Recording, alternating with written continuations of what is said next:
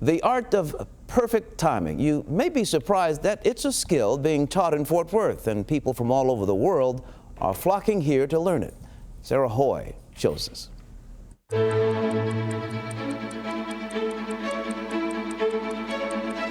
It's hard to ignore the lure of luxury, symbol of perfection.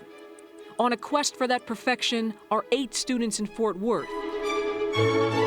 It's rigorous. It takes a lot of stamina to do it. 8 students who spend 8 hours inside a lab each day, perched on stools and hunched over workbenches. Further away from the center. Russ Petty is an instructor here. They come in on Saturdays. Sometimes they stay late. Depends on, what we're doing at the time, what the workload is. But yeah, it's a lot of time. They are learning how to make and repair watches.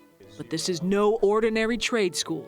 This is the prestigious North American Institute of Swiss Watchmaking, one of only a few watchmaking schools in the country.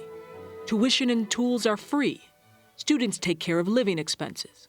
The institute is run by Richemont, a company that happens to own some of the world's most exclusive watch brands, Cartier, Piaget, and Vacheron Constantin. We're in a luxury business and we're expected to provide luxury service.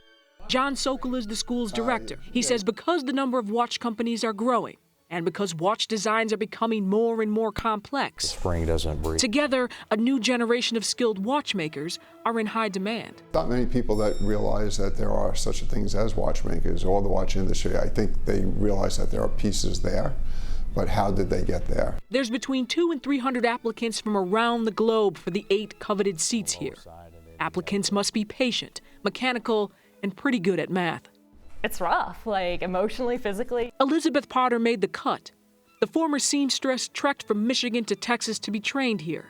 She says the learning curve is high and that the struggle is very real. It absolutely is tough. I thought I was going to be great, and there were a couple times where I'm sitting in my apartment crying, what did I do? Why am I doing this?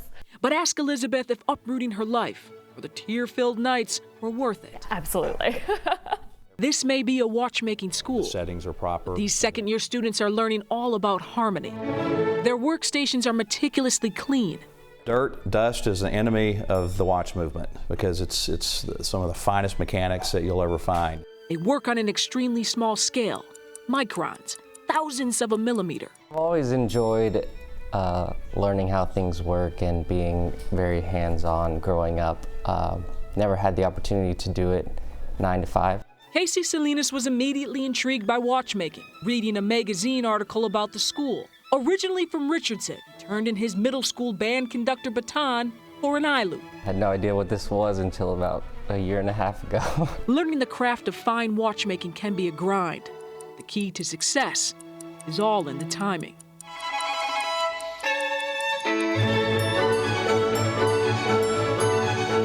Sarah Hoye, Channel 8 News.